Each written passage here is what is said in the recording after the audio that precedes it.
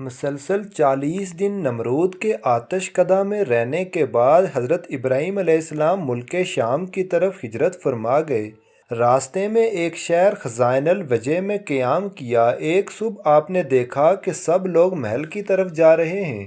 پوچھنے پر پتہ چلا کہ یہاں کی شہزادی نہایت خوبصورت ہے اور 7 ملکوں کے شہزادے اس کے لیے رشتہ لے کر آ رہے ہیں۔ جس کو وہ پسند کرے گی اسی سے شادی ہوگی۔ روایت ہے کہ اس شہزادی کے حسن کی شہرت بے انتہا تھی۔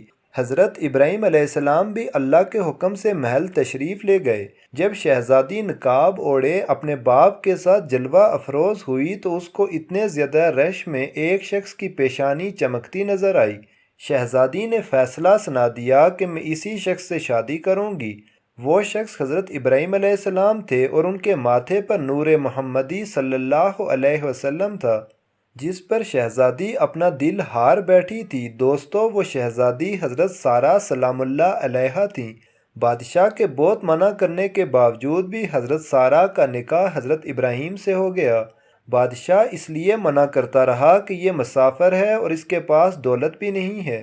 خیر، شادی کے بعد بادشاہ نے بے انتہا جانور، دھن دولت اپنی بیٹی کو دے کر روانہ کیا، اور پھر حضرت ابراہیم علیہ السلام نے اپنی بیوی حضرت سارہ سلام اللہ علیہا کو لے کر مصر کی طرف ہجرت کی۔ مصر میں اس وقت قبطیوں کی حکومت تھی، اور یاد رہے کہ قبطیوں کے ہر بادشاہ کو فرعون کے لقب سے پکارا جاتا تھا۔ کچھ لوگ سمجھتے ہیں کہ فرعون خاص اس بادشاہ کا نام تھا جو حضرت موسیٰ کے زمانے میں تھا، جبکہ فرعون کسی بھی بادشاہ کا نام تاریخ میں نہیں رہا۔ فرعون ایک لقب ہے جو کہ قبطیوں کے تمام بادشاہوں کے لیے بولا جاتا تھا۔ اس وقت عمرو بن امرتی القیس وہاں کا فرعون بادشاہ تھا۔ راستے میں کچھ لوگوں نے کہا، اے حضرت ابراہیم علیہ السلام، مصر کا بادشاہ بہت ظالم ہے اور وہ عورتوں کی خواہش بہت رکھتا ہے، اور بالخصوص نئی نویلی دلہنوں کا زیادہ شائق ہے، اور بہت جلد اس کی طرف مائل ہو جاتا ہے۔ اس کے راستے پر 10 آدمی متعین رہتے ہیں۔ جو کوئی مال و اسباب مصر لے جاتا ہے تو اس کو پکڑ کر اس سے اس مال کا محصول لیتا ہے، اور اگر کوئی سوداگر عورت کو ساتھ لے جاتا ہے تو وہ اس عورت کو اس سے چھین لیتا ہے۔ یہ سن کر حضرت ابراہیم علیہ السلام بے حد پریشان ہوئے، کیونکہ وہ جانتے تھے کہ میری بیوی سارہ جیسا حسن اس پورے جہاں میں اس وقت نہیں ہے۔ لیکن خیر، یہ ہجرت اللہ کے حکم سے تھی، اس لیے آپ نے سفر جاری رکھا۔ ادھر دوسری طرف فرعون مصر کو پہلے ہی اطلاع مل چکی تھی کہ ایک آدمی انتہائی خوبصورت لڑکی کے ساتھ مصر کی طرف رواں دواں ہے۔ چنانچہ اس نے پہلے ہی اپنے فوجی دستے کو حکم دے رکھا تھا کہ جیسے ہی یہ لوگ مصر کی حدود میں داخل ہوں ان کو میرے پاس لے آنا۔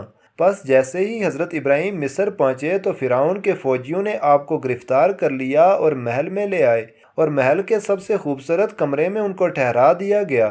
بادشاہ ان کے حسن کے بارے میں اپنے کارندوں سے آگاہ ہو چکا تھا۔ اس کی نیت پہلے ہی خراب تھی، اب اس کا ارادہ اور زیادہ برا ہو گیا۔ اب اس نے حکم دیا کہ اس لڑکی کو نہلا دھلا کر لباس فاخرہ پہنا کر میری خلوت گاہ لے آؤ۔ ملعون کے حکم کی تعمیل کی گئی۔ جب حضرت سارہ کو تیار کر کے فرعون کی خلوت گاہ میں پہنچا دیا گیا تو آپ وہاں پر اللہ کے حضور عبادت میں مصروف ہو گئیں۔ صحیح بخاری کی حدیث نمبر 2217 میں یہ واقعہ تفصیل سے درج ہے۔ چنانچہ فرعون خلوت گاہ پہنچا اور حضرت بی بی سارہ سلام اللہ علیہا کی عبادت ختم ہونے کا انتظار کرنے لگا۔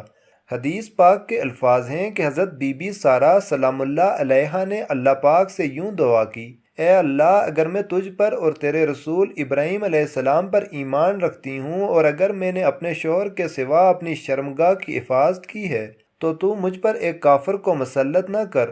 اب حضرت سارہ سلام اللہ علیہا کوئی عام خاتون تو تھی نہیں، بلکہ جناب سارہ بے شمار معنوی اور اخلاقی فضائل و کمالات کی حامل خاتون تھیں، اور قضائے الہی پر صبر و تحمل کے ساتھ راضی رہنا ان کی اہم خصوصیت تھی، اور خدا پر اعتماد و بھروسہ، عبادت و ریاضت میں خلوص اس خدا پرست خاتون کی دوسری صفتیں تھیں۔ اگرچہ آپ شادی سے پہلے ایک بہت ہی مالدار خاتون تھیں، لیکن حضرت ابراہیم علیہ السلام سے شادی کے بعد بے پناہ مصائب و آلام برداشت کیے، اور اس راہ میں نہایت صبر و تحمل اور خدا پر مکمل اعتماد کے ساتھ زندگی میں پیش آنے والی مشکلات کو سر کیا۔ اللہ نے آپ کی ہر دعا قبول فرمائی تھی۔ چنانچہ جب نماز پڑھ کر آپ کھڑی ہوئیں تو فرعون گندی نیت سے آگے بڑھنے لگا۔ حضرت سارہ پیچھے ہٹنے لگیں اور ٹھوکر کھا کر بستر پر جا گریں۔ یہ دیکھ کر قبطیوں کا بادشاہ ہنس پڑا اور برہنہ ہونے لگا۔ بس اللہ پاک کا عذاب شروع ہو گیا اور اس کے پاؤں زمین میں دھنسنے لگے، اور یہ دیکھ کر بادشاہ کانپنے لگا اور معافی مانگنے لگا۔ تو سارہ رضی اللہ عنہا نے اللہ کے حضور میں دعا کی کہ اے اللہ، اگر یہ مر گیا تو لوگ کہیں گے کہ سارہ نے مارا ہے۔ چنانچہ وہ پھر چھوٹ گیا۔ جیسے ہی زمین نے اس بادشاہ کو چھوڑا تو وہ دوبارہ سارہ رضی اللہ عنہا کی طرف بڑھا۔ سارہ رضی اللہ عنہا نے پھر سے دعا کی، اے اللہ، اگر میں تجھ پر اور تیرے رسول پر ایمان رکھتی ہوں اور اپنے شوہر ابراہیم علیہ السلام کے سوا اور ہر موقع پر میں نے اپنی شرمگاہ کی حفاظت کی ہے، تو تو مجھ پر اس کافر کو مسلط نہ کر۔ چنانچہ وہ پھر تھرایا، کانپا اور اس کے پاؤں زمین میں دھنس گئے۔ بادشاہ پھر سے معافی مانگنے لگا تو سارہ رضی اللہ عنہا نے پھر وہی دعا کی کہ اے اللہ، اگر یہ مر گیا تو لوگ کہیں گے کہ اسی نے مارا ہے۔ اب دوسری مرتبہ یا تیسری مرتبہ بھی وہ بادشاہ چھوڑ دیا گیا۔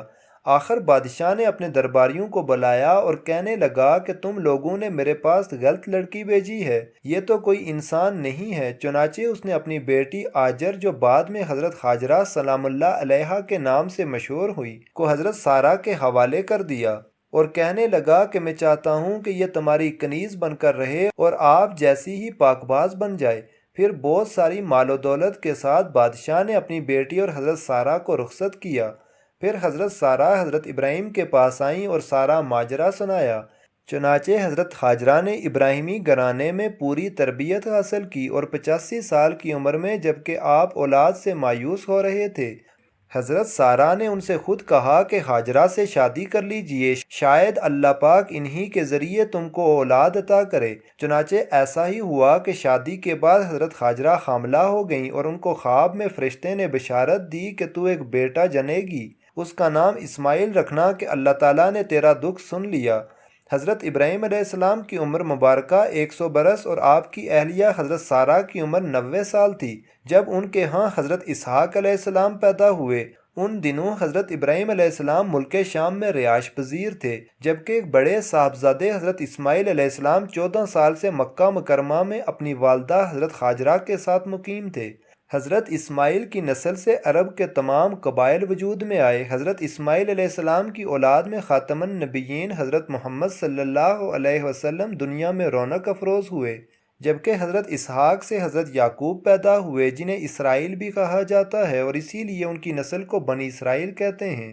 بنی اسرائیل میں سے جو انبیاء دنیا میں مبعوث ہوئے ان کی تعداد بہت زیادہ ہے، تاہم بنی اسرائیل میں نبوت کا سلسلہ حضرت عیسیٰ پر ختم ہوا۔ حضرت بی بی سارہ سلام اللہ علیہا کا انتقال 127 برس کی عمر میں ہوا، اور حضرت ابراہیم علیہ السلام نے ان کی تدفین کنعان کی بستی ہیبرون میں کی۔ آئیے اب مل کر دعا کرتے ہیں کہ وہ ہماری بہنوں، ماؤں اور بیویوں کو حضرت بی بی سارہ سلام اللہ علیہا جیسی پاک دامنی نصیب فرمائے۔